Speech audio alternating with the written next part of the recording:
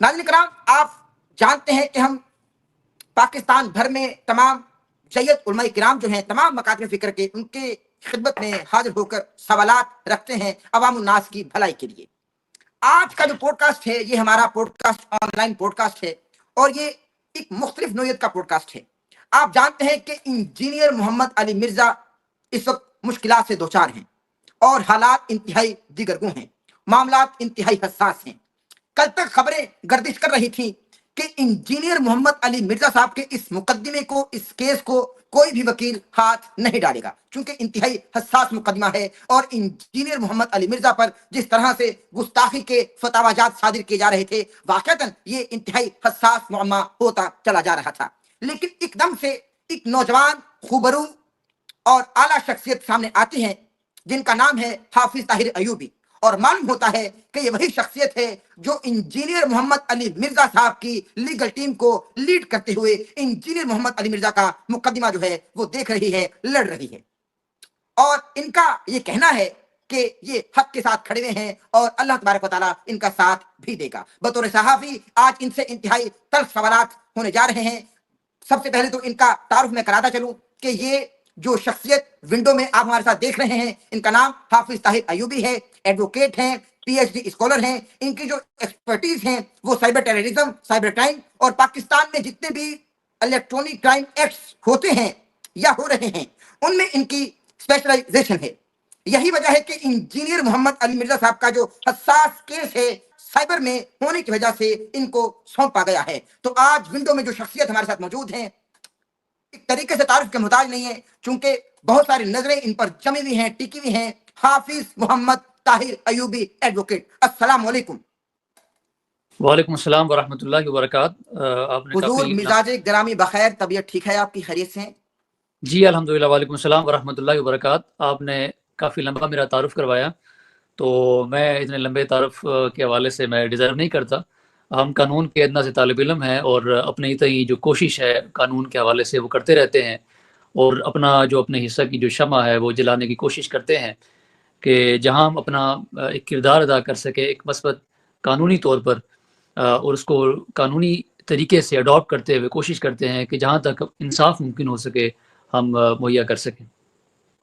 اللہ تبارک و تعالیٰ آپ کو آپ کے اس نیک مقصد اور مشن میں کامیابیاں اور کامرانیاں عطا فرمائے۔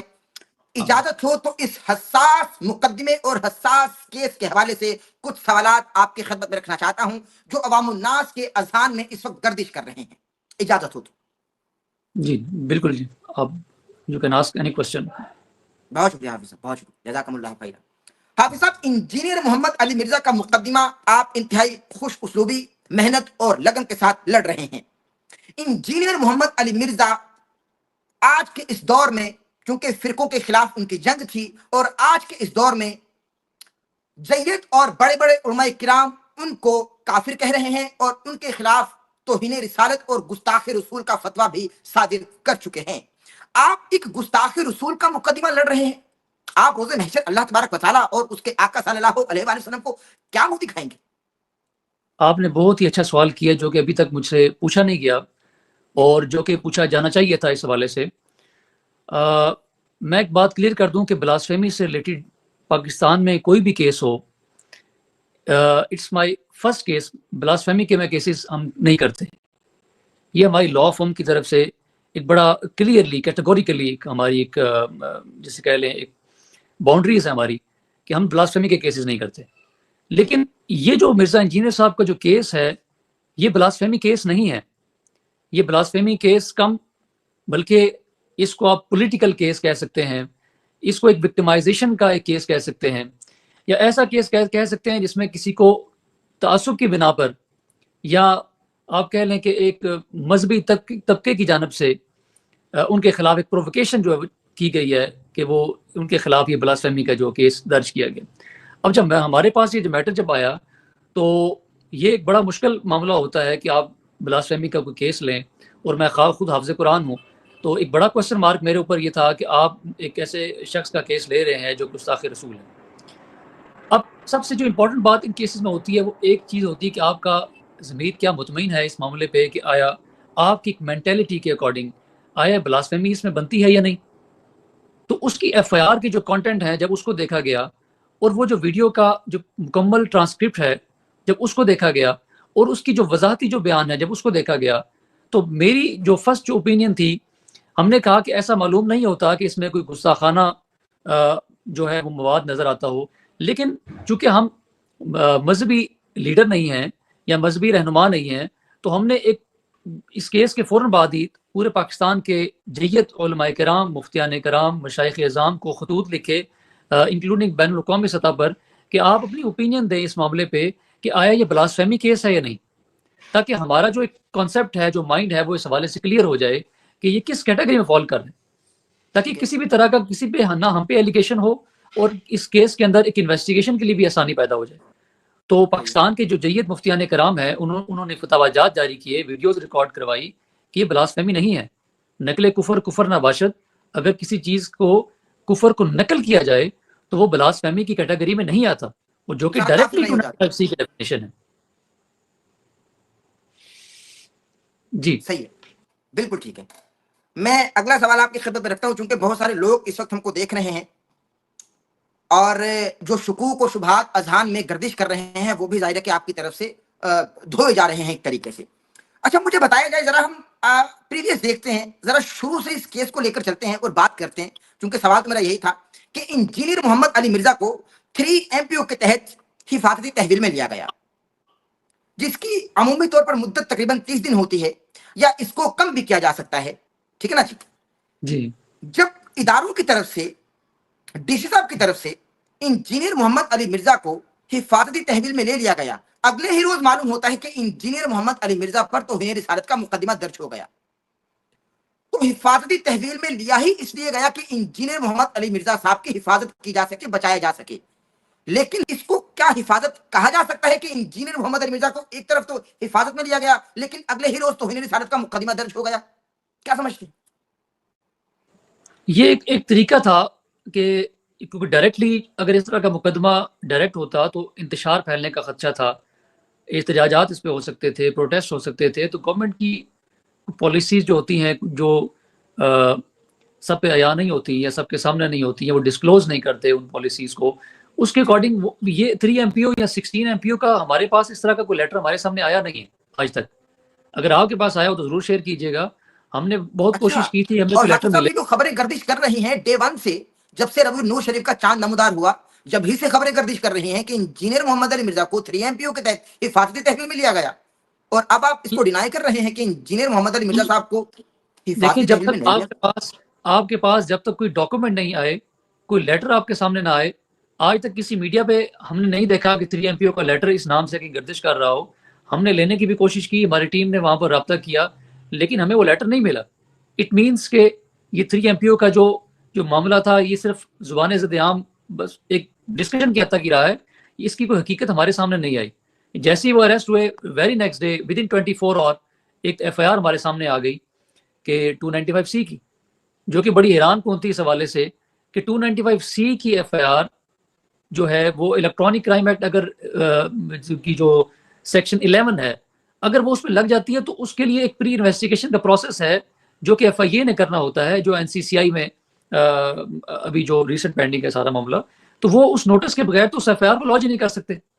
تو یہ ایک ساری پلاننگ کے تحت بغیر کسی انویسٹیگیشن کے اس مقدمے کو جسے کہتے ہیں کہ مسلط کر دیا گیا، اور یعنی کو کہا میں قطع کرامی کی معذرت چاہ رہا ہوں حافظ صاحب، آپ یہ کہنا چاہ رہے ہیں کہ مبینہ طور پر انجینئر محمد علی مرزا صاحب کی مبینہ گرفتاری سے پہلے، جس کو حفاظتی تحویل کا نام لیا گیا، اس سے پہلے 295C کا مقدمہ درج مبینہ طور پر ہو چکا تھا، آپ یہ کہنا چاہ رہے ہیں؟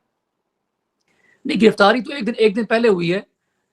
جو مقدمہ تھا، جو FIR ہمارے پاس ایک دن بعد میں سامنے آئی، وہ چونکہ آلریڈی پلان تھا تو وہ ایک دن بعد آنا اس کا کوئی میٹر نہیں کرتا کہ اگر وہ ایک دن بعد نظر یہاں پہ آئی ہے، لیکن وہ چونکہ ڈیٹ اگلے دن کی ہے، گرفتاری ایک دن پہلے کی ہے، تو یہ تمام چیزیں مینیج ہو کے چکے ہوئی ہیں، اور اس لیے یہ کہا جائے کہ ان میں کوئی انویسٹیگیشن کا کوئی پروسیس ہوتا، کوئی بیان لیے رہتا تو پھر یہ چیزیں کی جا سکتی تھی۔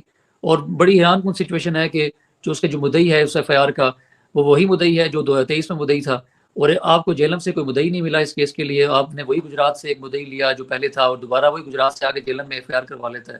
تو یہ بڑی حیران کن سچویشن ہے، یہ سارا جو معمہ ہے یہ تو وقت کے ساتھ ساتھ چیزیں کھلیں گی تو پتہ چلے گا کہ اس کا بیک گراؤنڈ کیا تھا اور کیا پس منظر تھا جس میں یہ سب کچھ کرنا پڑا ان کو. بالکل ٹھیک ہے، بالکل ٹھیک ہے. آج کے اس انتہائی اہم پوڈ کاسٹ کا انتہائی اہم ترین سوال میں آپ کی خدمت میں رکھنے جا رہا ہوں. مجھے حافظ صاحب بتائیے گا، خطبے تقریر یا گفتگو کے دوران اگر آقا علیہ السلام کے حوالے سے صلی اللہ علیہ وآلہ وسلم کچھ ایسے الفاظ ادا ہو جائیں جو بارگاہ رسالت میں ادب سے تعبیر نہیں کیے جا سکتے، اور خطیب پر توہین رسالت کا مقدمہ درج کر دیا جائے، جبکہ اس خطیب کا مقصد اور مطلب قطعی طور پر توہین رسالت نہ ہو، اور ماضی میں اس کی ویڈیوز بھی گواہ ہوں کہ وہ عاشق رسول ہے، اور وہ دہائی بھی دیتا رہے کہ میں نے گستاخی نہیں کی، میں نے آقا صلی اللہ علیہ وآلہ وسلم کی شان میں توہین نہیں کی، میں گستاخ نہیں ہوں، بلکہ میں تو نبی کا محب ہوں، اور ہماتن وقت میں نبی کریم صلی اللہ علیہ وآلہ وسلم پر جان قربان کرنے کے لیے تیار ہوں. تو ایسے مبینہ ملزم کے حوالے سے معزز عدالت کیا حکم لگائے گی؟ اب اس میں آپ کے اس سوال میں دو پہلو نکلتے ہیں. جی ایک اس سوال کا پہلو یہ ہے کہ 295C کی جب FIR کسی کے خلاف ہو جائے تو اگر کسی نے وہ الفاظ خود ادا بھی کیے ہوں، اس کا مقصد بھی یہ ہو، تو قانون میں معافی کی اجازت نہیں ہے. ٹھیک ہے. جس پہ مختلف پاکستان کے اور بین الاقوامی اسکالرز زور دیتے آئے ہیں کہ اس میں معافی کی گنجائش رکھی جانی چاہیے، تاکہ اگر کسی سے کوئی غلطی سے یا بلا ضرورت یا کسی بھی معاملے میں کوئی ایسا ادا ہو جائے جو آپ کی شان میں اہانت کا معاملہ ہو جائے، تو کم از کم وہ سے رجوع کر سکے، وہ معافی مانگ سکے، اور اس پہ پورا ایک بورڈ ہو، ایک کمیٹی ہو جس کے سامنے یہ سارا معاملہ ہو. لیکن جو دوسری بات ہے آپ کی جو کوشچن کی، کہ اگر وہ ایسے الفاظ ہوں جو ڈائریکٹلی ان کے اپنے نہ ہوں، جبکہ وہ کسی کا عقیدہ نقل کر رہے ہوں، وہ کسی کا عقیدہ کوٹ کر رہے ہوں، جیسے کہ اس کیس کے اندر ایک معاملہ ہے، انہوں نے کرسچینٹی کا ایک عقیدہ کوٹ کیا کہ وہ آپ صلی اللہ علیہ وسلم کو معاذ اللہ یہ سمجھتے ہیں. اچھا، اس میں آپ اس بات سے اس کا اندازہ لگائیں کہ جو اس میں تمام کتب ہیں کرسچنس کی، وہ آخری نبی جو ہے وہ آپ صلی اللہ علیہ وسلم کو نہیں مانتے. تمام کرسچینٹی عیسیٰ علیہ السلام کو آخری نبی مانتے ہیں، اور بعض ان کے اندر وہ عیسیٰ علیہ السلام کو اللہ کا بیٹا کہتے ہیں معاذ اللہ. تو اس طرح کی جو سچویشن ہے، اب آپ ان سے جو عقیدہ ہے وہ کہاں سے جسٹیفائی کریں گے؟ آپ نے کرسچینٹی کا عقیدہ ڈیفائن کرنے کے لیے ان کی بکس کو دیکھنا ہے کہ ان کی بکس میں کیا ایسے الفاظ موجود ہیں یا نہیں. اگر وہ الفاظ موجود ہیں تو یہی ان کا عقیدہ ہے. اس ملک کے اندر رہتے ہوئے اگر آپ ان کو یہ لکھیں، جیسا انہوں نے اپنی اوپینین میں کہا کہ مسیح برادری سے رائے لیا جانا ضروری ہے کہ ان کی کیا رائے ہے، وہ کیا سمجھتے ہیں آپ صلی اللہ علیہ وسلم کی شان کے بارے میں. مجھے بتائیں کہ کیا کرسچن کمیونٹی کا کوئی شخص لکھ کے دے سکتا ہے کہ وہ آپ صلی اللہ علیہ وسلم کے بارے میں کیا رائے رکھتے ہیں، جبکہ ان کی کتابیں اوپنلی بتا رہی ہیں کہ وہ ان کی رائے کیا ہے، ان کا عقیدہ کیا ہے. تو یہ جو لیکن معاملہ حافظ صاحب آپ کی جو اسی پہ حافظ صاحب میں میں قطع کرم کی ایک معذرت. جی چیز جی ایڈ کر دوں، چھوٹی سی چیز اس کے اندر، کہ جہاں جی تک عاشق رسول کی بات ہے، کہ جن کی تمام جو ویڈیوز ہیں اور جتنی زندگی کی جو ماضی کا جو وقت گزرا ہے، وہ آپ صلی اللہ علیہ وسلم کی شان میں ان کی جتنی ویڈیوز ریکارڈ ہیں وہ شاید کہیں نہ ہوں، اور جتنے صحابہ کرام کے حوالے سے ہیں، اہل بیت کے حوالے سے ہیں، تو یہ تمام جو خدمات ہیں ان کو آپ زیرو سے ملٹیپلائی نہیں کر سکتے ان چیزوں کو. اور آپ کے جو مین جو پاکستان کے آپ کہتے ہیں آسیہ آج کہاں ہے، آپ کہتے تھے وہ گستاخ ہے، وہ آج کہاں ہے؟ آپ اس کے علاوہ کتنی اگزامپل پاکستان کی اٹھا کے دیکھ لیں، وہ لوگ کہاں ہیں؟ تو آپ نے جو گستاخ لوگ تھے ان کو ملک سے باہر بھیج دیا. آپ کا جو دل کرتا ہے جو آپ کے نزدیک گستاخ ہے وہ یا جو معاف کیا جانا چاہیے اس کو کر دیں گے. لیکن جو ایک عام آدمی ہے، جو محب رسول ہے، جو محب اہل بیت ہے، آپ اس کے ساتھ یہ زیادتی کر رہے ہیں کہ آپ نے اس کو گستاخ رسول ڈکلیئر کر کے جو ایکچوئل لوگ ہیں وہ پاکستان سے باہر ہیں اور جن کا قصور نہیں ہے وہ آج جیل کی سلاخوں کے پیچھے. حافظ صاحب مجھے بتائیے گا، قطع کرم کی معذرت چاہ رہا ہوں، جو کہ آپ بہت اہم گفتگو اس وقت کر رہے ہیں. آپ کا یہ کہنا ہے اور فرمانا ہے کہ پریویس ریکارڈ اگر دیکھا جائے تو انجینئر محمد علی مرزا صاحب کی بے شمار انگنت ویڈیوز ہیں جس میں انہوں نے نبی کریم صلی اللہ علیہ وآلہ وسلم کی شان اور فضائل اہل البیت بیان کیے ہیں، اور شان صحابہ بھی بیان کی ہے، ازواج مطہرات کی شان بھی بیان کی ہے. تو کیا یہ تمام ویڈیوز اور پریویس ریکارڈ معزز عدالت یا معزز جج صاحب دیکھیں گے، پھر فیصلہ کریں گے، اس میں یا اس میں صرف بولے گئے جملے پر وہ فیصلہ کیا جائے گا؟ اس میں وہ چیز دیکھی جاتی ہے جو ایک انویسٹیگیشن کی ایک فائنڈنگ ہوتی ہے. ڈیورنگ انویسٹیگیشن جو مواد ان کو پرووائڈ کیا جاتا ہے، جو ویڈیوز، جو ڈیٹا، وٹ ایور، کوئی بھی انویسٹیگیشن سے ریلیٹڈ ہمارے پاس جو چیز ہوتی ہے، جب وہ انویسٹیگیشن کو دے دیتے ہیں، وہ انویسٹیگیشن اس کا پارٹ بنا کے وہ چلان کے ساتھ وہ کورٹ میں سبمٹ کر دیتے ہیں. اور ڈیورنگ ٹرائل پھر یہ چیزیں اگر کوئی ویڈیوز ہیں وہ کورٹ میں پروڈیوس کی جا سکتی ہیں، وہ کورٹ میں ان کو چلایا جا سکتا ہے جج صاحب کو دکھانے کے لیے، یا کورٹ میں اپنی رائے کو، اوپینین کو بلڈ کرنے کے حوالے سے. لیکن وہ جو سابقہ ویڈیوز ہیں جن کا اس کیس سے کوئی لینا دینا نہیں، وہ ویڈیوز کورٹ میں نہیں دکھائی جا سکتی ہیں، اس کو فیصلے کی لیکن بنیاد نہیں بنتی. لیکن ان ویڈیوز کا یا کچھ ایسے کلمات جو انجینئر صاحب ماضی میں ادا کرتے رہے، بیان کرتے رہے، ان کا ذکر تو کیا جا رہا ہے مخالفین کی جانب سے کہ بھائی ماضی میں یہ بھی کہتا رہا، یہ بھی کہتا رہا، یہ بھی کہتا رہا. جب نہیں فضائل نہیں کا ذکر نہیں کیا جائے گا تو پھر ایسی باتوں کا ذکر کیوں کیا جا رہا ہے؟ نہیں وہ نہیں ہوگا. یہ وہ صرف دیکھیں جو لا کے جو قانونی حوالے سے کچھ چیزیں ہوتی ہیں، جب ایک ایف آئی آر جب کٹ جاتی ہے تو اس ایف آئی آر کے اندر جو متن ہے اس ایف آئی آر کا، جس کی وجہ سے وہ ایلیگیشن یا وہ جرم جو ہے وہ ایڈ کیا گیا ہے، وہ جرم لگایا گیا ہے، تو دیکھا جائے گا کہ اس کے کانٹیکسٹ کیا ہے. وہ اسی حد تک ہی جو تمام جو ایویڈنس ہے یا جو ڈیفینس ہے وہی لیا جائے گا. اس سے ہٹ کے اگر کوئی ویڈیوز ہیں بھی وہ نہیں لی جائیں گی، وہ اس کا ریکارڈ کا حصہ بھی نہیں بنے گی اور نہ ہی وہ کورٹ میں پروڈیوس کی جائیں گی. بھلے وہ پریویس ریکارڈ میں انجینئر محمد علی مرزا شان مصطفیٰ بیان کر رہے ہوں، پھر بھی نہیں دیکھا جائے گا، پھر بھی نہیں لکھا جائے گا. ٹھیک ہے. یعنی جو لفظ بولا گیا ہے یا جس جملے پر پکڑ ہوئی ہے مبینہ طور پر، صرف اسی پر کیس کو سنا جائے گا یا اس کی سماعت ہوگی. جی جی بالکل اسی کے تک، اسی کے سیاق و سباق میں، اس کے ٹیکسٹ میں، اس سے ریلیٹڈ جو بھی ویڈیو.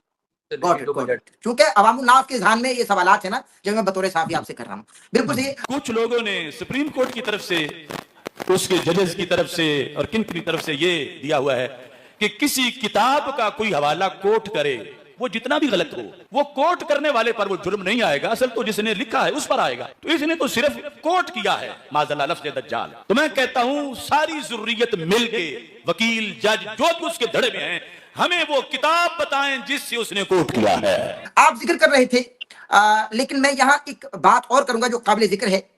ڈاکٹر اشرف آصف جلالی صاحب اپنے خطابات میں دہائیاں دیتے رہے کہ بھائی انجینئر محمد علی مرزا یا اس کی قبیل میں سے کوئی ایک شخص بھی کسی ایک کتاب کا حوالہ دے دے جو انجینئر نے بیان کی ہے تو پھر ہم بھی مانیں.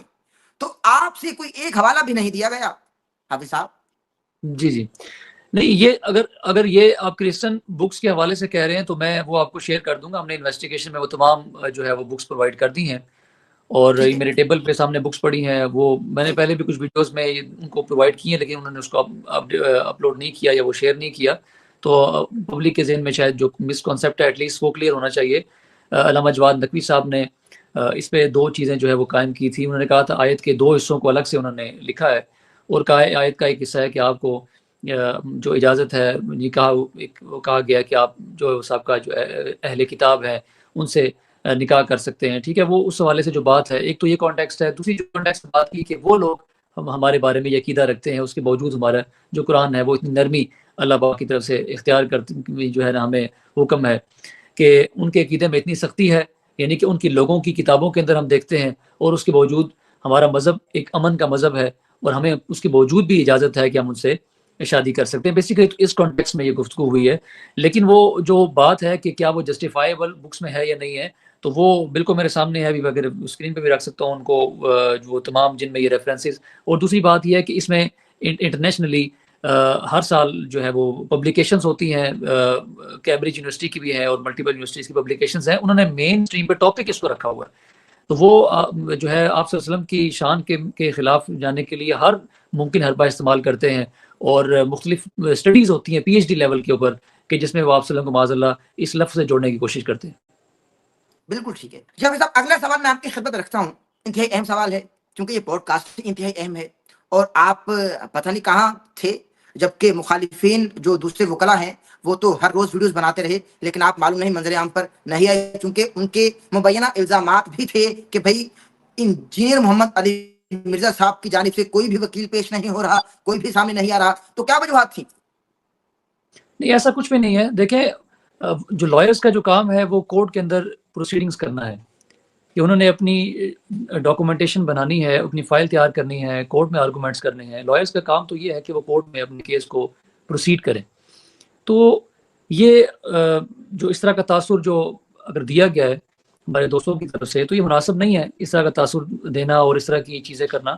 تو کیونکہ ہمارے دوست ہیں، ہماری فیلڈ سے ہیں، تو میں ان کے لیے کوئی ایسے الفاظ نہیں کہنا چاہتا، لیکن اس چیز سے اوائڈ کرنا چاہیے. میں کہتا ہوں کہ پروفیشنلی آ کے اس طرح کی چیزیں اگر کیس کے بارے میں آپ ڈسکس کریں تو وہ زیادہ بہتر ہوتا ہے. اگر آپ کوئی رائے باہر آ کے دیتے ہیں کہ آج کیس میں یہ آرگومنٹس ہوئے، کورٹ میں یہ ڈسکشن ہوئی، واٹ ایور، وہ آپ کسی حد تک اس کو کر سکتے ہیں.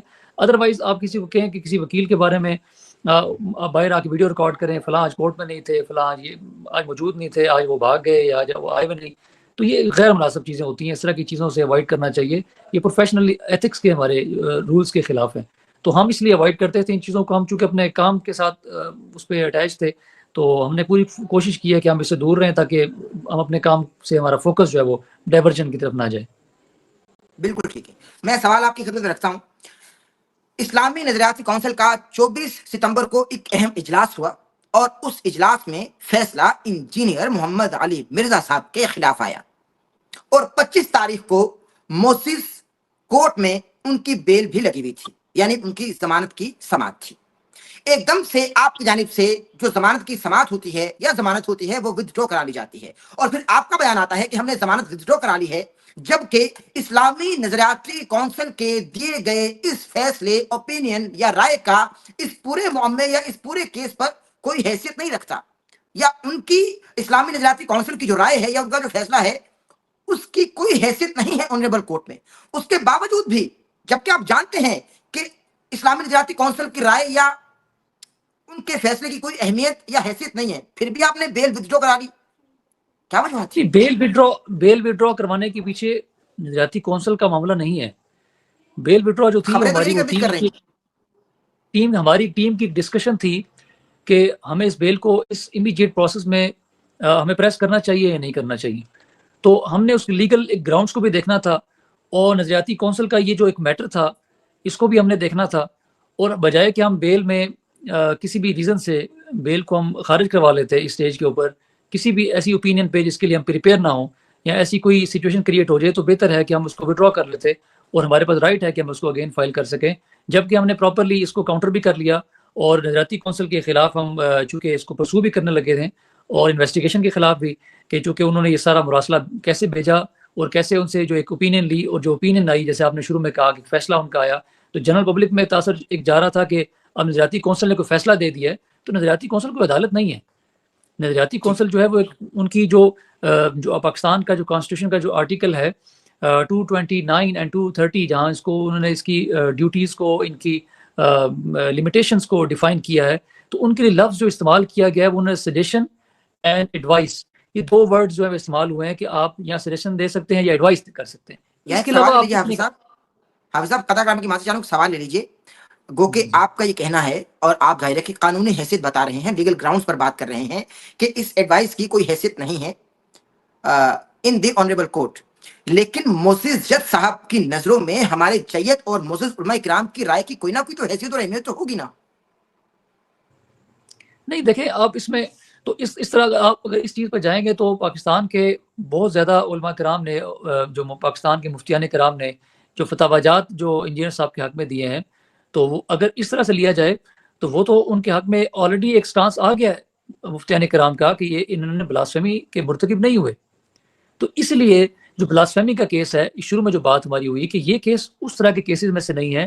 پاکستان میں جب بھی بلاسفیمی کا کوئی مقدمہ درج ہوتا ہے تو کبھی اس طرح کی سچویشن کریٹ نہیں ہوئی پاکستان کے اندر کہ اس میں کسی نے کوئی فتویٰ جاری کیا ہو. تو کوئی بھی اپنی جان کو یا اپنی ذات کو اسٹیک پر نہیں لگائے گا کہ وہ ایسا کوئی فتویٰ ایشو کرے جس سے ان کی پرسنل کریڈیبلٹی ختم ہو جائے، یا کہا جائے گا ان کی جو ذات وہ اسٹیک پہ لگ جائے. تو وہ ایسا اپنے دین کے ساتھ کم از کم وہ ایسا نہیں کریں گے. اپنے ایمان کا تقاضا یہ ہے، اور جو جرت مندانہ جنہوں نے فیصلے کیے ہیں کہ جنہوں نے یہ فتاوا جات جاری کیے اور انہوں نے حق کا ساتھ دیا اس معاملے پہ کہ اس میں ایک اپنی اوپینین آنی چاہیے کہ بلاسفیمی کا یہ کیس نہیں ہے، اور اس کو نہ ہی ان بلاسفیمی کے دوسرے کیسز کی طرح ٹریٹ کیا جائے. تو اس سچویشن میں جو فیصلے کی جہاں تک آپ بات کر رہے ہیں کہ جو یہ نظریاتی کونسل کا جو ایک رائے جو آئی تھی، چونکہ امیجیٹلی آئی، ویری نیکسٹ ڈے ہماری چونکہ بیل جو فکس تھی، تو ہمارا پھر امیجیٹلی موقف یہ تھا کہ ابھی ہم اس بیل کو جب تک ہم اس نظریاتی کونسل کے میٹر کو ایڈریس نہ کر لیں پراپرلی، ہم بیل کو پریس نہیں کریں گے. اور اس حوالے سے پھر ہم نے ہماری جو فیصلہ آپ کی لیگل ٹیم نے کیا، انجینئر محمد علی مرزا صاحب اس سے واقف تھے؟ نہیں، وہ واقف نہیں تھے، چونکہ مجھے انہوں نے فل ہینڈ دیا ہوا ہے اس حوالے سے، اور انہوں نے مجھے بتایا ہوا ہے کہ یہ، لیکن چونکہ جب میری ان سے لاسٹ ملاقات ہوئی تھی تو میں نے ان کو یہ سجیشن کے طور پہ یہ ایک سوال ان کے سامنے رکھا تھا. ادروائز میں نے کہا چونکہ انہوں نے میٹر بھیجا ہوا ہے ان کو، اور یہ فرسٹ آف آل اس طرح کا میٹر کوئی اس طرح کی اوپینین کے لیے بھیجا جانا نہیں چاہیے، لیکن چونکہ ہمارے وہ علم میں آخری دنوں میں یہ بات آئی تھی کہ اس طرح کی سچویشن ہے، تو وہ میں نے کچھ ایک شارٹ لائٹر وے میں اس کو ڈسکس کیا تھا. لیکن مجھے انہوں نے اوور آل فل ہینڈ دیا کہ آپ اس پہ جو لیگلی جو بھی آپ پروسیڈ کرتے ہیں اس کو آپ کریں، اور جب یہ اوپینین ہمارے سامنے آئی تو ہم نے پھر یہ ڈیسائیڈ کیا کہ ہم اس کو پریس نہ کریں، کیونکہ ججز جو ہیں ان کے لیے یہ سمجھنا مشکل ہو جائے گا، وہ نظریاتی کونسل کی جو حیثیت ہے وہ اس کو بائنڈنگ نہ سمجھ بیٹھیں، خواہ اس میں ججمنٹ موجود ہیں، تو جب تک ہم پراپرلی کاؤنٹر نہ کر لیں اس چیز کو تو ہم بیل فائل نہیں کریں گے. تو یہی ریزن ہے کہ ابھی ہم بیل کی طرف امیجیٹ نہیں جا رہے. اسلامی نظریاتی کونسل کی جو رائے ہے اس کو آپ چیلنج کر چکے ہیں یا ابھی کچھ سوچ رکھا ہے اس حوالے سے؟ نہیں، ہم چیلنج کرنے لگے ہیں، موسٹ پروبلی کل ہم اس کو چیلنج کر دیں گے کہ انہوں نے اپنے اختیارات کا ناجائز استعمال کیا اور اختیارات سے تجاوز کیا، اور انویسٹیگیشن کو بھی ہم ہو سکتا ہے اس کا پارٹ بنائیں گے کہ انہوں نے یہ تمام پروسیس مل جل کے ان کے ساتھ یہ پروسیس کیا اور اس کو لے کے جائیں گے انشاءاللہ چیلنج کرتے ہوئے. بالکل صحیح، بالکل ٹھیک ہے، بالکل ٹھیک. حافظ صاحب بس 2-3 سوالات اور ہیں، چونکہ آپ ماشاءاللہ خاصی مصروف شخصیت ہیں اور آپ اپنے لیگل معاملات کو بھی لے کر چل رہے ہیں. بس 1-2 سوالات ہیں. مجھے بتائیے کہ انجینئر محمد علی مرزا صاحب کے اسٹوڈنٹس جو ہیں، ان کے چاہنے والے جو ہیں، وہ اس وقت پریشان ہیں جب وہ آپ کے مخالفین کی ویڈیوز دیکھتے ہیں، چونکہ ان میں ویڈیوز میں یہ سنا جا سکتا ہے کہ انجینئر محمد علی مرزا کو سزائے موت ہوگی اور ہم اس کو پھانسی کے پھندے تک پہنچائیں گے، اور انجینئر محمد علی مرزا چونکہ توہین کا مرتکب ہے، اس کو سزائے موت دلوا کر ہی دم لیں گے. یہ انجینئر صاحب کے مخالفین اور آپ کے لیگلی طور پر جو مخالفین ہیں ان کا یہ کہنا ہے، ان کی یہ ویڈیوز اس بات کی گواہ ہیں. تو اسٹوڈنٹس جو ہیں ان کے وہ بہت پریشان ہوتے ہیں، روتے ہیں، تڑپتے بھی ہیں. ظاہر ہے کہ جذباتی وابستگی بھی ہے اور دینی وابستگی بھی ہے، سب سے بڑی بات. تو ذرا بتائیے کہ اس حوالے سے اگر آپ کو جواب دینا چاہیں، اس کو ایڈریس کرنا چاہیں تو. دیکھیے، قانونی جو ہمارے مخالف ہیں وہ تو ہمارے بھائی ہیں، وہ جو ہماری فیلڈ سے چکے ہیں، وہ کسی بھی طرح سے بس اس حد تک ہے کہ مقدمے میں آپ کے کونسل ہیں، آپ کے اوپوننٹ سائڈ میں وہ کھڑے ہیں، ان کی رائے کا احترام ہے اپنی جگہ پہ. اور لیکن یہ جو بات ہے کہ کسی کو سزائے موت پہ ہم جو ہے وہ اس پہ لے جائیں گے، اور یہ تو سائڈ ٹرائل کی باتیں ہیں. ہمیں باتوں پہ کم فوکس کرنا چاہیے، جبکہ ہمیں یہ تمام چیزیں ہم نے کورٹ میں ڈیورنگ ٹرائل یہ ہم نے یہ ثابت کرنی ہے کہ آیا وہ گستاخی کے مرتکب ہوئے ہیں یا نہیں. تو کبھی تو کافی لمبا عرصہ ہے اس سارے ٹرائل کے اندر، اور کافی ساری چیزیں ہیں، گفتگو ہیں، ججمنٹس ہیں، بڑے فیصلے ہیں اس کے اندر کہ جو کورٹس کی ڈیورنگ پروسیڈنگ سامنے آئیں گے. تو جذباتی باتیں کر کے صرف لوگوں کو یہ جو آئی تھنک کچھ چند ایک لوگ ہیں، 1-2 میں نے جو دیکھے ہیں جو اس طرح کی ویڈیوز وغیرہ بنائیں گے اور بنا کے وہ ان ویڈیوز کو وہ اپلوڈ کریں گے تاکہ وہ ابھاریں لوگوں کو اور لوگوں کو وہ انتشار پیدا کرنے کی کوشش کریں، اور تاکہ پبلک چارج ہو کہ یہ ایسا ہونا چاہیے یا ایسا ہوگا. تو ایسی چیزوں کا کورٹ پہ کوئی اثر نہیں ہوتا، آپ کی پروسیڈنگ پہ کوئی اثر نہیں ہوتا، اور نہ ہی ان چیزوں کو ہم اپنے سر پہ کوئی سوار کر لیتے ہیں. کسی کی ویڈیو آ گیا، ہم تو ان ویڈیو کو دیکھتے ہی نہیں ہے. کوئی ویڈیو بنا رہا ہے، کوئی رائے دے رہا ہے، کوئی دوست شیئر کرتے ہیں کہ یہ فلاں کسی نے ویڈیو لگائی ہے، کہ ہم کہتے ہیں ان چیزوں سے جب آپ کو پتہ ہے کہ ہمارا کوئی تعلق نہیں ہے، ہم لیگلی پروسیڈ کر رہے ہیں. جب کہتے ہیں جب چاند چڑھتا ہے تو سارے دیکھ لیتے ہیں. تو ہم نے کیا وہ ہم پھر اس پہ کام کر رہے ہیں، اور انشاءاللہ یہ جو کہنے والے جو لوگ ہیں کہ ہم تختہ دار پہ چڑھائیں گے اور پھانسی پہ، تو انشاءاللہ جلد ان کو اچھی خبر بھی ملے گی، تو پھر ان کو اندازہ ہو جائے گا کہ یہ جو خبریں تھیں ان کی کیا حیثیت تھی انشاءاللہ. ٹھیک ہے حافظ صاحب، مجھے بتائیے کہ چونکہ آپ ماشاءاللہ آپ کے جو حوصلے ہیں وہ متزلزل نہیں ہیں، آپ کی جمع مردی کو ایک طریقے سے میں سلام بھی پیش کر رہا ہوں کہ جس طریقے سے آپ لیگل ان چیزوں کو معاملات کو لے کر چل رہے ہیں بطور جرنلسٹ. مجھے یہ بتائیے کہ آخر کار چونکہ یہ کیس تو لمبا چلتا دکھائی دے رہا ہے، جو باشعور عوام ہیں ان کو، مجھے یہ بتائیے کہ انجینئر محمد علی مرزا صاحب کی ضمانت ہوگی کب؟ وہ دوبارہ جہلم اکیڈمی میں اپنا سیشن کب کریں گے؟ ذرا مجھ کو ضمانت کے حوالے سے بتا دیجیے کہ کیا لیگل گراؤنڈز ہیں، ضمانت ایکچولی ہوگی کب؟ چونکہ جوڈیشل تو ان کو کر دیا گیا ہے، آپ بیل اپلائی کریں گے تو جج صاحب جو موجود جج صاحب ہیں وہ فیصلہ سنائیں گے. کیا سمجھتے ہیں؟ نہیں، ضمانت کا فکس وقت نہیں کہا جا سکتا کہ کتنے دنوں میں ضمانت ہوگی، لیکن بہت جلد انشاءاللہ ہم ان کو باہر دیکھ رہے ہیں. اور چونکہ یہ نظریاتی کونسل کے معاملے کے بعد اتنا متنازع یہ معاملہ ہو گیا ہے کہ اب ہمارے لیے رستہ میرے نزدیک اور آسان ہو گیا ہے. جو ہماری وزڈم تھی کہ ہم اس کو وڈرا کریں، اور اب ہم جو ہے جو ہماری حکمت عملی ہے انشاءاللہ میں نیکسٹ آپ سے شیئر بھی کروں گا. اور جہاں تک آپ نے جو میرے حوصلے کی بات کی ہے، تو میں ایک بڑی انٹرسٹنگ بات آپ کو بتاؤں کہ آج جب میری جیل میں ان سے ملاقات ہوئی، میری ٹیم بھی میرے ساتھ تھی، تو ڈیورنگ ملاقات میں نے انہوں نے میرے سوال مجھ سے پوچھا کہ آپ کی ایک جو رائے جو آنی تھی وہ جو نظریاتی کونسل والی، اس کا کیا ہوا، بیل کا کیا ہوا؟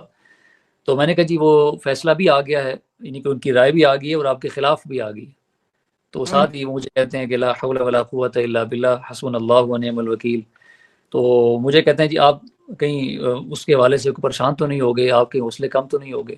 میں نے کہا جی انشاءاللہ ہمارے ان چیزوں سے حوصلے کم نہیں ہوتے، ہمیں جتنی ٹف ٹائم ملتا ہے ہمیں اتنا ہی زیادہ جو ہے وہ کیس کو فائٹ کرنے کا مزہ آتا ہے.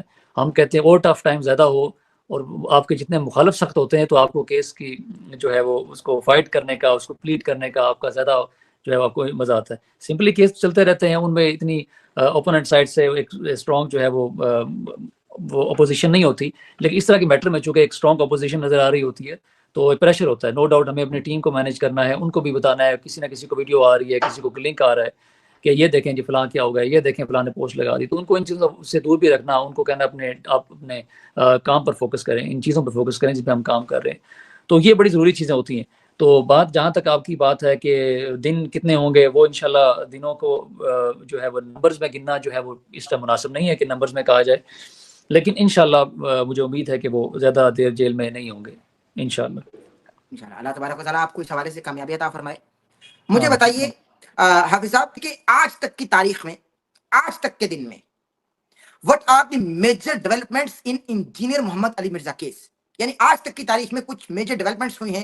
چونکہ آج آپ کی ملاقات بھی ہوئی ہے، جو آپ بتا رہے تھے کہ 1 گھنٹہ 2 گھنٹے پر محیط و ملاقات رہی، مشتمل تھی. ذرا مجھے بتائیے کیا ڈیولپمنٹس ہیں آج تک کی تاریخ میں انجینئر محمد علی مرزا کے اس حساس کیس میں؟ انجینئر صاحب نے سوال جو بیل کے حوالے سے ہم سے کیا کہ آپ نے بیل کو وڈرا کیوں کیا یا آپ نے بیل کو آگے فردر پریس کیوں نہیں کر رہے، تو وہ ایک جو لیگل اس کی ڈائمنشن تھی وہ ساری ہم نے شیئر کی ہیں. اور وہ بڑا مطمئن تھے اس معاملے پہ کہ آپ کی اچھی اسٹریٹجی ہے کہ آپ نے بیل کو وڈرا کیا. اور جو نیکسٹ جو بھی لیگل ڈسکشن تھی کہ ہم نے فیوچر کا جو مرحلہ عمل ہے وہ کیا ہوگا لیگلی، وہ تمام چیزیں بھی ان کے ساتھ میں نے شیئر کی ہیں. وہ بڑے اس میں مطمئن تھے کہ بالکل آپ جو پروسیڈنگ کر رہے ہیں انہوں نے فل ہینڈ ہمیں دیا کہ آپ کی ان کی جو اپنی جو ٹیم ہے ان کے ساتھ بھی، اور جو ہمیں ڈیٹا جس طرح کا بھی چاہیے وہ ہمارے ساتھ کوآپریٹو ہیں. اور مجھے انہوں نے کہا کہ آپ کو جو بھی اوپینین بیٹر لگتی ہے اور وہ آپ نے اس کی اکارڈنگ ہی آپ نے جو اس کو فالو کرنا ہے، اور جو آپ کو بہتر لگتا ہے کہ یہ ہمیں راستہ اڈاپٹ کرنا چاہیے آپ اس کو اڈاپٹ کریں. اور وہ انشاءاللہ میں نیکسٹ آپ کو ڈسکلوز کروں گا کہ ابھی جو ہماری لیگل جو پروسیڈنگز ہونے جا رہی ہیں، جو آگے ہمارا جو لائے عمل ہے، چونکہ ابھی میں امیجیٹ اس کو ڈسکلوز نہیں کرنا چاہ رہا تو کچھ چیزیں کانفیڈینشیل ہیں، لیکن وہ چیزیں بہتری کی طرف جا رہی ہیں انشاءاللہ. بالکل صحیح، بالکل صحیح. اچھا مجھے بتائیے کہ آپ کی کل کتنی ملاقاتیں ہو چکی ہیں انجینئر محمد علی مرزا صاحب سے اب تک جیل میں؟ یعنی چونکہ تقریباً 31-32 دن ان کو جیل میں ہو چکے ہیں، تو آپ کی کل کتنی ملاقاتیں ہو چکی ہیں مجھے بتائیے. اور ان کو جیل میں سب سے زیادہ کس چیز نے، کس معاملے نے پریشان کیا ہے؟ یعنی ظاہر ہے کہ امی بھی یاد آتی ہوں گی، والد صاحب بھی یاد آتے ہوں گے، ان کے بچے بھی ہیں چھوٹے، وہ بھی یاد آتے ہوں گے ان کو. تو ان کو در حقیقت پریشانی اور ان کی اداسی ہے کس وجہ سے، اگر ہے تو؟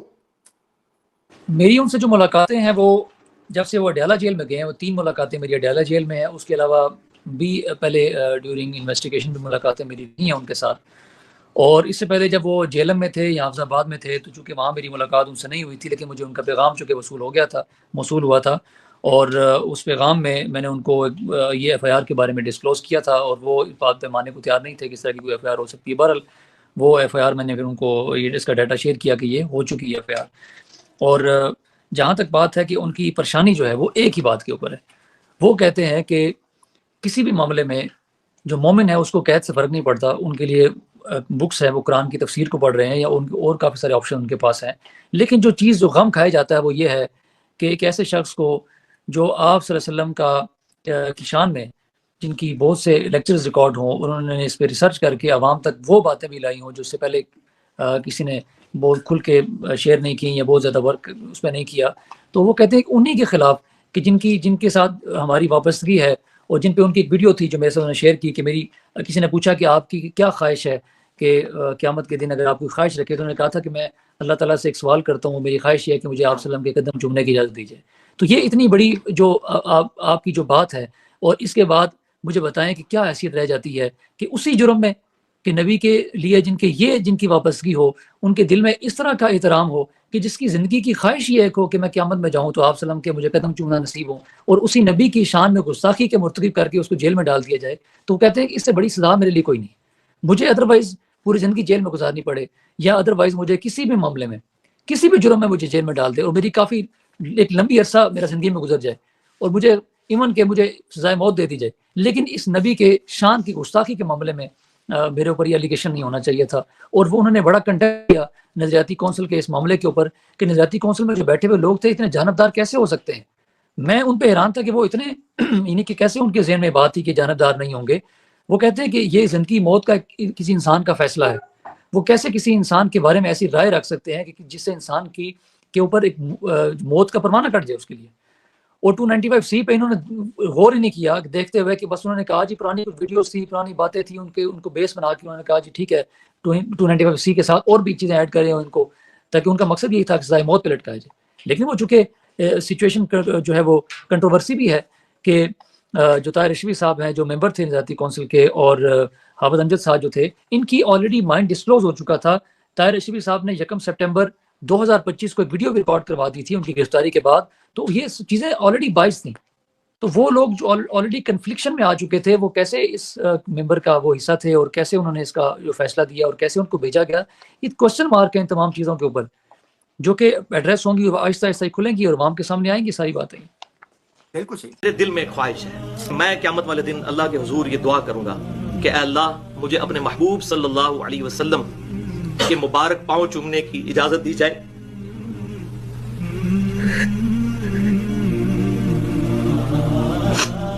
جن کی احادیث کی میں نے خدمت دنیا کے اندر کی ہے. بہتر طریقے سے آپ نے اس سوال کو ایڈریس کیا. مجھے بتائیے حافظ صاحب، بس آخری 2 سوالات ہیں. انجینئر محمد علی مرزا کو جیل میں بہت اعلیٰ سہولیات دی گئی ہیں، فراہم کی گئی ہیں. ان کو جیل میں مخملی بستر بھی دیا گیا ہے، ان کو ایئر کنڈیشنر بھی دیا گیا ہے، یعنی AC بھی دیا گیا ہے، اور بڑی اسکرین بھی ان کے سامنے لگی ہوئی ہے. وہ خبریں بھی دیکھتے ہیں، ولاگس بھی دیکھتے ہیں اپنے حوالے سے. کیا ان باتوں میں صداقت ہے؟ جب میرے سے ان کی ملاقات ہوئی تو مجھے انہوں نے پوچھا کہ اس معاملے کا کیا بنا، تو اس کا مطلب یہ ہے کہ وہ ان کے پاس خبروں کا کوئی سورس موجود نہیں ہے. 24 تاریخ کا فیصلہ ہے اور میری آج ملاقات ہوئی ہے 26 کو، تو 2 دن تک بھی ان تک کوئی خبر نہیں پہنچ سکی. تو اس کا مطلب یہ ہے کہ ٹی وی کا جو ذریعہ ہے وہ تو کسی بھی طرح سے ان کے پاس نہیں ہے. اور وہ عام قیدیوں کی طرح ان کے ساتھ 95C کے کچھ قیدی اور بھی ہیں، وہ انہی کے ساتھ ایک عام قیدی کی طرح ان کی وہاں زندگی ہے اور وہ گزار رہے ہیں اسی کے اکارڈنگ. کوئی ایسی سہولیات والی جو بات ہے وہ نہیں ہے، جو کہ جہاں تک مجھے انہوں نے شیئر کی میرے ساتھ جو چیزیں. ان کا کوئی ایسا پیغام جو اپنے چاہنے والوں کے لیے انہوں نے آپ کو دیا ہو؟ بس ایک بات انہوں نے کہی کہ وہ تمام لوگ جو ہے وہ اعتماد رکھیں اور حوصلے کے ساتھ رہیں، اور اللہ تعالیٰ سے دعا بھی کریں. اللہ تعالیٰ ہر شر میں سے خیر نکلتی ہے. اللہ تعالیٰ ہمارے لیے اس میں یہ جو سارا معاملہ خیر کا باعث بنائے، اور سب کے لیے وہ دعا گو بھی ہیں. اور ان کی بھی ریکویسٹ تھی کہ لوگ ان کے لیے دعا بھی کریں اس حوالے سے کہ جو بھی یہ معاملہ ہے یہ خیر خیریت سے، یہ سارا خوش اسلوبی کے ساتھ حل ہو جائے، اور جلد ہی وہ ان کی جو ہے رہائی بھی ممکن ہو جائے. چونکہ یہ ایلیگیشن جو ہے یہ خطرناک ایلیگیشن ہے، تو ہم بھی ان کے لیے اسی حوالے سے کوشش بھی کر رہے ہیں. اور ہم باقی اپنے جو سننے والے ان سے بھی کہتے ہیں کہ وہ اس معاملے پہ صبر و تحمل کے ساتھ رہیں اور دعا بھی کریں کہ اللہ پاک خیر والے معاملے فرمائے اس حوالے سے. آج کے اس پوڈ کاسٹ کا جو آن لائن ہو رہا ہے، آخری سوال کر رہا ہوں حافظ صاحب آپ سے. انجینئر محمد علی مرزا صاحب ہمیشہ فرقہ واریت کے خلاف بات کرتے رہے، اور پھر اسلامی نظریاتی کونسل سے بھی انجینئر صاحب کے خلاف فیصلہ صادر ہو گیا. FIA کا معزز ادارہ یہ جانتا تھا کہ اسلامی نظریاتی کونسل میں جو معزز علماء کرام ہوں گے، جید مفتیان دین ہوں گے، وہ کسی نہ کسی فرقے یا مسلک کی نمائندگی کر رہے ہوں گے. اور یہ بھی جانتے تھے کہ انجینئر محمد علی مرزا فرقوں کے خلاف بات کرتے رہے ہیں. اس کے باوجود بھی معزز ادارے نے اسلامی نظریاتی کونسل کو یہ مسئلہ ریفر کیوں کیا، جبکہ معزز ادارہ FIA جانتا تھا انجینئر صاحب فرقوں کے خلاف بات کرتے رہے ہیں، اور جو اسلامی نظریاتی کونسل میں ہمارے معزز مفتیان کرام بیٹھے ہیں وہ کسی نہ کسی فرقے اور مسلک کی نمائندگی کر رہے ہیں. یہ معاملہ ایسا کیوں ہوا؟ پہلی بات تو یہ ہے کہ یہ وہاں اس طرح کا معاملہ بھیجا جانا چاہیے ہی نہیں تھا. یہ اگینسٹ دا رولز اینڈ لا ہے انویسٹیگیشن کے. اور ان کی طرف سے جو لفظ فیصلہ جو ایشو کیا گیا ہے، یہ بھی انہوں نے اختیارات سے تجاوز کرتے ہوئے کیا ہے اور اپنی حیثیت کو عدالت کے برابر لانے کی کوشش کی ہے، ایک پیرالل عدالت کھڑی کرنے کی کوشش کی ہے. اور جہاں تک آپ کے دوسری سوال کا دوسرا جو پہلو ہے، اس پہ میں ایگزامپل کے ساتھ اس کو کوٹ کروں گا. پاکستان بننے سے پہلے ایک اخبار تھا، پیسہ اخبار، بڑا مشہور اخبار تھا. اس میں ایک خبر لگی، وہ آپ کو مل جائے گی، جو مصنف تھے اس کے لگانے والے، انہوں نے لکھا کہ تمام مسلمان کافر ہیں. یہ خبر بڑی تمام اخبار میں پرنٹ ہوئی اور شائع ہوئی، اور میٹر جو کورٹ میں گیا، اور اس وقت انہوں نے کہا کہ میں اس کو اپنے الفاظ کو واپس نہیں لوں گا، میں کنٹیسٹ کروں گا ان کو. اور یہ بڑی حیران کن صورتحال تھی کہ یہ میٹر کنٹیسٹ ہونے جا رہا ہے. اور جب وہ معاملہ کورٹ میں گیا تو انہوں نے کہا کہ کیا بریلوی جو ہے وہ دیوبندیوں کو مشرک یا کافر نہیں کہتے، ان کی بکس میں یہ تمام چیزیں نہیں ہیں، اور یہ بات ایڈمیٹڈ تھی. اور جو دیوبند مکتبہ فکر کے لوگ تھے ان کی کتابوں میں بریلویوں کے لیے یا اہل حدیث کے لیے کافر کے لفظ نہیں ہے. تو یہ بات منظر یہاں پر آئی کہ یہ تمام مسلمان آپس میں ہی ایک دوسرے کو مسلمان نہیں سمجھتے. تو یہ کیسے آپ تصور کر لیں گے کہ اس طرح کی جو کونسل میں مختلف لوگ بیٹھے ہیں جو اپنے ایک دوسرے کو مسلمان نہیں کہتے، وہ کسی تیسرے بندے کا فیصلہ کریں گے کہ آیا وہ مسلمان ہے یا نہیں ہے، وہ گستاخی کا مرتکب ہوا ہے یا نہیں. یہ حیران کو صورتحال ہر حوالے سے ہے. تو یہ جب کسی کی کوئی مائنڈ ڈسکلوز ہو جائے ہماری عدالتی نظام کے اندر، اگر کوئی جج کوئی ایسا کمنٹ پاس کر دے کہ جس سے ہمیں محسوس ہو کہ اس جج نے ایسی رائے دے دی ہے جس سے یہ تعصب ہمیں محسوس ہو جائے کہ اب یہ جو فیصلہ ہے یہ ہمارے اگینسٹ آ سکتا ہے، تو ہم امیڈیٹلی ایک اپلیکیشن دے کے اس جج کو اس سے کیس کو ٹرانسفر کروا لیتے ہیں تاکہ ایسا معاملہ ہمارے سامنے نہ آئے، کیونکہ وہ مائنڈ ڈسکلوز کر چکے ہیں. اس نظریاتی کونسل کے اہم ترین جو 2 ممبر تھے جن کی آلریڈی مائنڈ ڈسکلوز ہو چکا تھا، ان کی ویڈیوز منظر یہاں پہ آ چکی تھیں. تو اس کا مطلب یہ ہے کہ ان لوگوں نے یہ متفقہ طور پر اور مبینہ طور پر اس فیصلے کو، اس اوپینین کو، اس رائے کو پہلے سے ہی طے کر لیا تھا، اور یہ سارا معاملہ انویسٹیگیشن کے ساتھ اس کو مینج کر کے انہوں نے یہ سارے معاملے کو کیا ہے. تو جس میں کسی بھی طرح کی آپ کہہ لیں کہ نہ تو لاء کو فالو کیا گیا، نہ رولز کو فالو کیا گیا، اور ایک چیز کو مسلط کر کے عوام کے اندر ایک پریشر بلڈ کرنے کی کوشش کی گئی، اور عوام کے اندر انجینئر مرزا کو متنازع کرنے کی کوشش کی گئی تاکہ عوام میں ایک تاثر جائے کہ کسی عدالت نے ایسا فیصلہ سنا دیا ہے کہ ان کی موت کا پروانہ لکھ دیا ہے، تاکہ کوئی، اور اس فیصلے کے بعد انہوں نے ایک ایسا رستہ ہموار کر دیا کہ کوئی بندہ اٹھے وہ ان کو واجب القتل قرار دے کے قتل کر دے. تو یہ اس معاملے کے بعد اتنی آپ اس کی حیثیت کیا رہ جاتی ہے اسلامی نظریاتی کونسل کی کہ جب وہ اس طرح کا معاملہ، اتنا حساس نوعیت کا معاملہ دیکھ رہے ہیں جو کہ ان کو بھیجا ہی نہیں جانا چاہیے تھا، لیکن اگر آ گیا تو ایک دنیا کے بعد ایک آخرت کی بھی ایک عدالت ہے، وہاں کے معاملات بھی ہیں، تو انسان نے انصاف کرنا ہوتا ہے تمام چیزوں کے ساتھ. قرآن کی ایک آیت میں یہاں پر کوٹ کروں گا، یا ایھا الذین آمنوا کونوا قوامین للہ شہداء بالقسط ولا یجرمنکم شنآن قوم علی الا تعدلوا، کہ آپ کو یعنی کہ کہا گیا کہ آپ کی جو مخالفت یا آپ کی دشمنی آپ کو اس بات پر نہ ابھارے کہ آپ انصاف نہ کر سکیں یا آپ انصاف سے ہٹ جائیں. تو یہ جو معاملہ ہے اس قطع نظر اس بات سے کہ آپ نے اپنی ذاتی انا کو سامنے رکھا ہے، آپ نے اپنی اس ذاتی مخالفت کو سامنے رکھا ہے، آپ نے یہ نہیں دیکھا کہ اس میں فقہ کے اصول کیا ہیں، آپ نے یہ نہیں دیکھا کہ احادیث کی جو روشنی میں جو فیصلے ہیں وہ کیا ہیں، آپ نے قرآن کی آیات کو سامنے نہیں رکھا. اس اوپینین کے اندر، اس رائے کے اندر اگر آپ دیکھیں تو کوئی قرآنی آیت کو کوٹ نہیں کیا گیا، کسی حدیث کو کوٹ نہیں کیا گیا. اور سب سے جو مزے کا خود جو کن بات اس معاملے کے اندر وہ یہ ہے کہ جب اس کو کنکلوڈ کیا گیا، کنکلوڈ کرتے ہوئے انہوں نے کہا کہ اس بارے میں مسیحی برادری سے رائے لیا جانا ضروری ہے کہ ان کی رائے کیا ہے، ان کا عقیدہ کیا ہے، تاکہ اس کو فائنل کیا جا سکے، اس کو حتمی شکل دی جا سکے. مجھے بتائیں کسی بھی رپورٹ میں، کسی بھی اوپینین کے اندر، کسی فائنڈنگ کے اندر ایک مقدمہ بنایا جاتا ہے، ایک جیسے کہہ لیں ایک ریسرچ کے اندر جو کوسچنز ہوتے ہیں، ان کوسچن کو جب تک تمام کو ایڈریس نہ کر لیا جائے تو کسی بھی چیز کی فائنڈنگ یا کنکلوژن نہیں دی جا سکتی. تو انہوں نے جب ایک کوسچن کو ان اٹینڈڈ رکھ دیا ہے تو اس ان اٹینڈڈ کوسچن کے ہوتے ہوئے کیسے انہوں نے اس چیز کو فائنلائز کر لیا کہ بغیر ان سے پوچھے ہوئے آپ نے فائنل کر دیا کہ ایک انسان جو ہے وہ مرتکب ہو گیا گستاخ رسول ہونے کا. تو جب یہ رپورٹ یا یہ جو اوپینین خود اپنے یعنی کہ اس کے جو اپنے کانٹینٹس ہیں وہ متنازع ہو چکے ہیں اس حوالے سے کہ انہوں نے اس کے مکمل، اس کے سیاق و سباق کو نہیں دیکھا، اس کے تمام لوازمات کو مکمل نہیں کیا، یعنی کہ اس میں کسی بھی طرح کی، اور سب سے جو بات، کوسچن بہت لمبا ہو گیا یہ والا، لیکن چلیں اس کو ایڈریس کرنا چونکہ ضروری ہے. میں چاہ رہا ہوں اس مقدمے کو اس حوالے سے میں کلیئر کر دوں. انہوں نے ایک بات یہ لکھی، کوئی لیگل گراؤنڈ ہوتے ہیں کسی بھی چیز کے. یہاں انہوں نے ایک پیراگراف میں لکھا کہ نیشنل سائبر کرائم ایجنسی کی طرف سے، تو جب یہ کونسل کو جب یہ میٹر انہوں نے یہ ریفر کیا تو انہوں نے اس میں مینشن کیا کہ مدعی نے جو تحریری مواد ساتھ اٹیچ کیا ہے اس میں ملزم کی طرف سے جو بھی فتاوی جات ان کے حق میں تھے وہ تمام فتاوی جات پیش کیے ہیں، جبکہ مدعی کی طرف سے کوئی فتاوی جات جو ہے وہ پیش نہیں کیے گئے. ان کو اس بات کا علم ہی نہیں ہے اس کیس کے اندر کہ مدعی کون ہے. مدعی تو ریاست تھی اس کیس کے اندر، اور ان کو اس بنیادی اصول کا نہیں پتا لاء کا کہ جب کسی ملزم کے خلاف کوئی ایف آئی آر ہوتی ہے، ایف آئی آر کے بعد دوران تفتیش ملزم سے یہ بات پوچھی جاتی ہے کہ آپ کے پاس اپنی گواہی میں دینے کے لیے کیا چیزیں ہیں، کون سی دستاویزات ہیں آپ کے پاس، کون سی ویڈیوز ہیں، کون سی ایویڈنس ہیں، کیا شہادت ہے آپ کے پاس.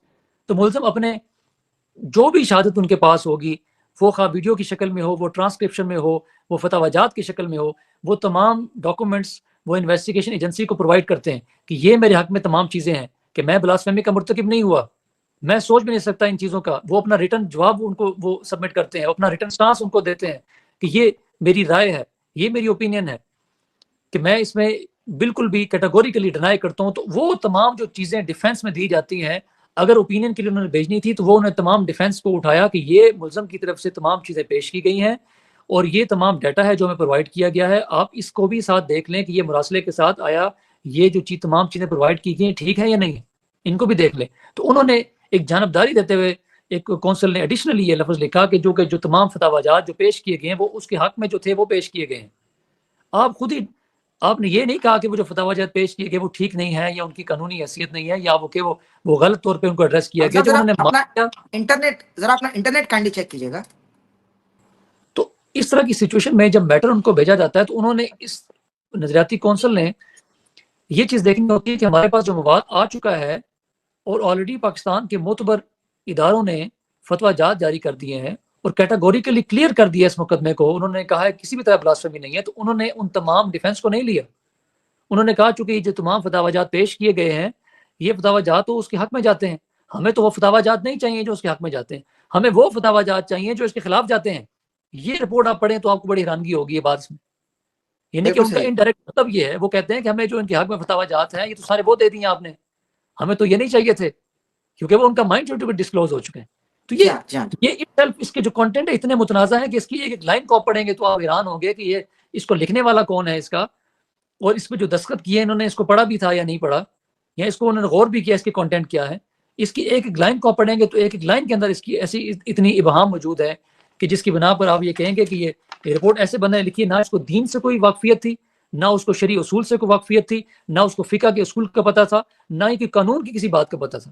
یعنی کہ چاروں پہلو اس میں مسنگ ہے اس اوپینین کے اندر, کہ جس کی ابتدا سے لے کے انتہا تک کسی بھی طرح کی کوئی چیز ایڈمیٹڈ نہیں ہے.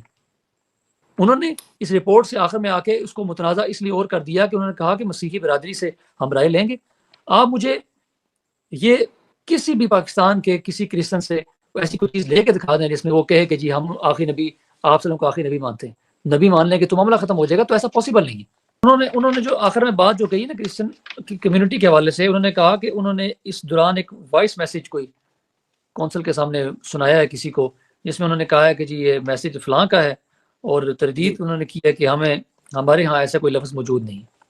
تو یہ بڑا خطرناک معاملہ ہے کہ آپ اگر پہلی بات تو یہ ایسے ایک وائس میسج سے اگر ہونے لگ پڑے کہ فلاں بندے نے وائس میسج بھیج دیا بس معاملات حل ہو گئے ہیں, تو زندگی موت کے فیصلے آپ نے وائس میسج پہ کرنے ہیں, تو بڑی یہ تمام باتیں جو ہے نا وہ یہ بڑی انٹرسٹنگ سی صورتحال ہے ساری اس کے اندر. اور دوسرا اس کے اندر جو انہوں نے کہا کہ پاکستان کے جو اہم ترین مسیحی قائدین ہیں وہ کہتے ہیں یہ ہمارے اوپر تہمت ہے کہ ہم ایسا نہیں کہتے. تو اس کے لیے بنیادی جو چیز ہے, اب یہ بات میں کافی دفعہ ویسے کہہ چکا ہوں, یہ بات جو ہے کہ عقیدے کی جو وضاحت ہوتی ہے وہ کتابوں سے ہوتی ہے. تو ان سے پوچھا نہیں جاتا کہ آپ بتائیں کہ جی آپ کیا سمجھتے ہیں ان کے بارے میں. جب آپ کی کتابیں جب یہ کہہ رہی ہیں تو وہی سمجھا جائے گا. جیسے میں اکثر اگزامپل دیتا ہوں فرانس کے مظاہروں کا, کہ فرانس میں جو آئے سال مظاہرے ہوتے ہیں, یعنی کہ آپ صلی اللہ علیہ وسلم کی شان کے خلاف جو نعوذ باللہ خاکے بنائے جاتے ہیں, جس سے پوری مسلمان امت کو تکلیف پہنچتی ہے, اور ملک بھر میں ہم بھی مظاہرے کرتے ہیں, ان میں شریک ہوتے ہیں, اور ان کے خلاف سراپا احتجاج ہوتے ہیں کہ یہ جو معاملہ ہو رہا ہے اس کو فی الفور بند کیا جائے, اس تماشے کو بند کیا جائے, ان کے خلاف قانونی کارروائی کی جائے, فرانس کا بائیک آؤٹ کیا جائے. مجھے بتائیں یہ فرانس کے لوگ ہیں کون؟ یہ کون لوگ ہیں جو اس طرح کے کام کرتے ہیں؟ یہ کرسچن لوگ ہیں. آپ بڑے حیران ہوں گے, یہ یہودی ہیں, کافر نہیں ہیں.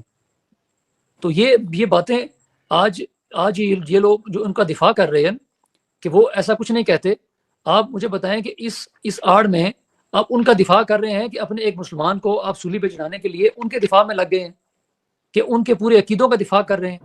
ہزاروں پبلیکیشنز ہیں, ابھی آپ گوگل اسکالر میں جائیں اور گوگل اسکالر میں آپ یہ ورڈز لکھیں کہ how the Christian thinks about prophet صلی اللہ علیہ وسلم, تو آپ کے سامنے جو وہ تھیسز جو کھلیں گے اور جو آپ کے ریسرچ آرٹیکلز کھلیں گے تو آپ you will be shocked to see کہ یہ کتنی خطرناک حد تک آپ صلی اللہ علیہ وسلم کی شان میں یہ پراپر پی ایچ ڈیز ہوتی ہیں.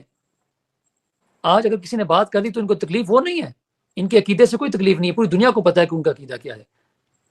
تو یہ بات کہنا کہ فلاں کہتا ہی نہیں کہتا, کوئی بندہ اپنے منہ سے الفاظ نہیں بولے گا کہ ہم ایسا کہتے ہیں سمجھتے ہیں, وہ تو ان کے خلاف اٹھا کے 295C ان کو ڈال دیں گے. یہ تو گن پوائنٹ پہ کسی سے پوچھنے والی بات ہے. تو یہ بالکل یہ چیزیں تو نہیں کرنی چاہیے، اس طرح کی چیزیں جن کی بنیاد نہ ہو.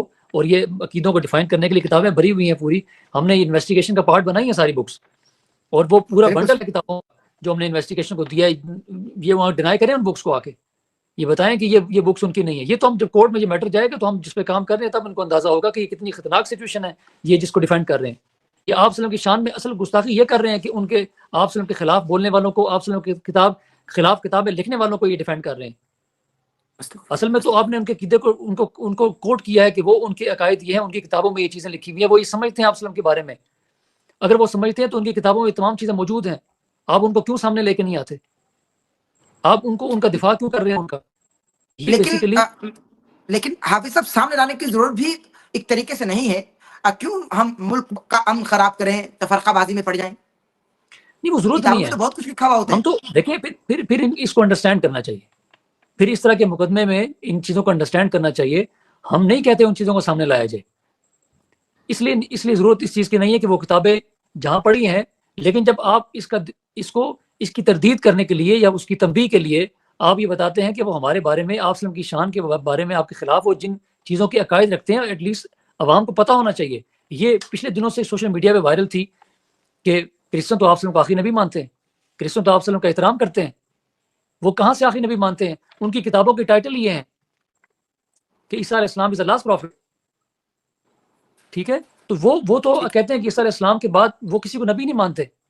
اگر وہ نبی مان لیں تو اگر آپ صلی اللہ علیہ وسلم کو وہ آخری نبی مان لیں گے تو نبی اسلام مسلمان ہونے کے لیے دو ہی تو چیزیں ریکوائرڈ ہیں، اللہ تعالیٰ کی وحدانیت ہے اور خاتم النبیین پر آپ کا ایمان ہے. تو آپ کے پتہ اس کو امت کا حل ہو جائے گا. تو یہ بیسیکلی اس بکس میں جا کے اس حد تک نہیں گر جانا چاہیے. ہم اداروں کا احترام کرتے ہیں اور ہم کہتے ہیں کہ ادارے اس ملک کو انتشار کی طرف لے کے نہ جائیں. یہ فساد فی الارض پیدا کرنے کی کوشش ہے اس طرح کے اوپینین سے، اس طرح کی رائے سے.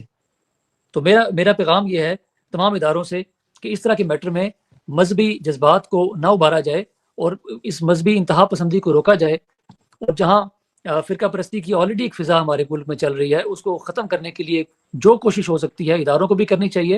اور عام جو پبلک ہے اب وہ تو سمجھ چکی ہے کافی حد تک ان چیزوں کو. اب وہ مذہبی اس منافرت سے دور رہتے ہیں. نوجوان طبقہ جو ہے وہ کافی پیچھے ہٹتا جا رہا ہے. تو اس میں ضرورت ہے کہیں نہ کہیں تمام علماء کرام کو بیٹھنا چاہیے، اس بات پہ سوچنا چاہیے، غور و فکر کرنی چاہیے کہ آج اگر ہم یہ کام کر رہے ہیں تو کل ہمارے خلاف بھی یہ چیزیں ہو سکتی ہیں، اور مختلف علماء کرام کے خلاف یہ چیزیں ہوتی آئی ہیں. تو وقت کی ضرورت یہ ہے کہ تمام اس معاملے پہ اکٹھے ہوں اور اس چیز کی مذمت کریں اور اس چیز کو کنڈیم کریں، اور وہ کہیں کہ یہ چیزیں اس طرح سے نہیں، جس طرح سے پیش کی جا رہی ہیں. بالکل صحیح، بہترین. بس آخر پہ مجھ کو مختصر بتا دیں، انجینئر محمد علی مرزا صاحب کے اسٹوڈنٹس کے لیے آپ کی طرف سے کوئی پیغام ہو؟ میرا پیغام صرف اتنا ہے کہ آپ تحمل کا مظاہرہ کریں اور جو لیگل گراؤنڈز کے اندر یعنی کہ جو رہتے ہوئے اپنا احتجاج جو ہے وہ پرامن اس کو ریکارڈ کروائیں سوشل میڈیا پہ اس حوالے سے. اور کسی بھی طرح کا کوئی ایسا معاملہ جو اسٹیٹ کے خلاف ہے اس کو نہ لیں. اور سوائے صبر و تحمل کے کوئی ہمارے پاس راستہ نہیں ہے، کیونکہ میٹر سارا کورٹ کے اندر دیکھا جائے گا، تمام پروسیڈنگز کورٹ میں ہونی ہے.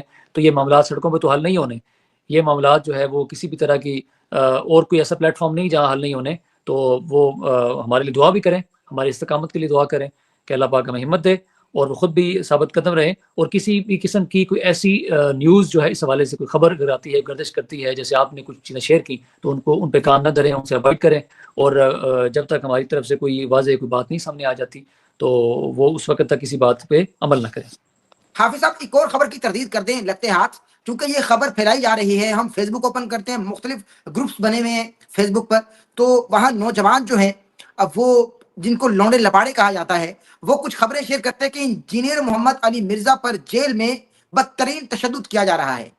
تو اس حوالے سے آپ ذرا بتا دیجئے اس بات کی، اس جھوٹی خبر کی تردید کر کے. نہیں، تشدد تو جیل میں کسی پہ بھی نہیں ہوتا. ٹھیک ہے، تو تشدد والی بات تو بالکل جو ہے نا وہ جھوٹ پر مبنی ہے، کیونکہ تشدد والا معاملہ کسی بھی انسان کے ساتھ نہیں ہوتا. تو وہ کیوں اس والے انجینئر صاحب کے ساتھ کوئی ویسا معاملہ ہوگا؟ تو نہ ہی ان میں سے کچھ ایسی چیز شیئر کی ہے، اور الحمدللہ وہ بالکل ماشاء اللہ بہترین ہے وہاں پر، اور ایسی کوئی خبر میں طاقت نہیں. حافظ صاحب جسمانی ریمانڈ پر بھی کوئی تشدد نہیں کیا جاتا؟ نہیں، وہ تو ضرورت محسوس ہوتی ہے. آپ نے کوئی چیزیں ریکوری کرنی ہوتی ہے کسی بھی انسان سے، کوئی پیسے کی ریکوری کرنی ہے یا کوئی اور معاملہ ہے، تو اس طرح کی سچویشن ہوتی ہے. ادروائز ان کیسز میں تو تشدد کی ضرورت ہی نہیں ہے، کیونکہ وہ ایک بات ہے، وہ انہوں نے اپنا ڈیٹا ڈیفینس پرووائڈ کرنا ہوتا ہے، اس میں ضرورت نہیں ہوتی. جسمانی ریمانڈ سے مراد کوئی تشدد تو نہیں ہوتا، اس کا مطلب ہوتا ہے کہ فزیکل کسٹڈی کسی انسان کی اگر وہ ان کے حوالے کی جاتی ہے، اس کا مطلب صرف یہ ہے. تو اس کا بالکل مطلب صحیح. ہر کسی آپ ان کے صحت کے حوالے سے بتا رہے تھے، ایک پوڈ کاسٹ میں آپ کو سنا، اس میں بتا رہے تھے کہ انجینئر محمد علی مرزا صاحب کی صحت تو ٹھیک ہے لیکن وزن تقریباً 10 کلو کے قریب گر چکا ہے. کیا وجوہات ہیں؟ وہ یہاں پر نہیں، وہ جب جیل میں حفظ آباد جیل میں تھے تو اس وقت انہوں نے کہہ رہے تھے، میں نے چونکہ کافی ٹائم سے کوشش کر رہا تھا میرا ویٹ کم ہو، لیکن مجھے چونکہ ٹائم نہیں مل رہا تھا، تو جب میں حفظ آباد جیل میں گیا تو میں نے کہا کہ کھانا تھوڑا سا کم کریں تاکہ چلے اس اپرچونیٹی کو اویل کرتے ہوئے اگر کوئی ویٹ لاس کر لیا جائے. تو وہ اس میں کامیاب ہو گئے کافی حد تک. تو یہ بات میں نے اس طرح سے شیئر کی تھی کل. تو آخر میں بس مجھ کو مختصر بتا دیں ان کی مصروفیت کیا ہے جیل میں، یعنی قرآن پڑھ رہے ہیں، نمازیں ادا جی کر رہے ہیں، ذرا بتائیں. جی قرآن کی تفسیر انہوں نے پہلے ہی منگوا لی تھی جب وہ حفظ آباد میں تھے، وہاں پر انہوں نے تو وہی اپنی جیل میں وہ تمام چیزیں اپنے ساتھ لے کے تھے اور وہیں پر وہ تفسیر پہ اور اسی پہ سارا وقت گزار رہے ہیں. اور مجھے بتا رہے تھے کہ میں نے کچھ ایسے لفظ جو ہے ان پہ ریسرچ کی ہے. قرآن کو کئی دفعہ انہوں نے ختم کیا تفسیر کے ساتھ، اور کہتے تھے کہ میرے لیے بڑا قیمتی وقت ہے کہ میں نے اس میں کافی چیزیں اسٹڈی کی ہیں جو کہ شاید مجھے پہلے موقع نہ ملتا اگر میں اس طرح سے ایک لمبے عرصے تک جیل میں مجھے وقت نہ ملتا.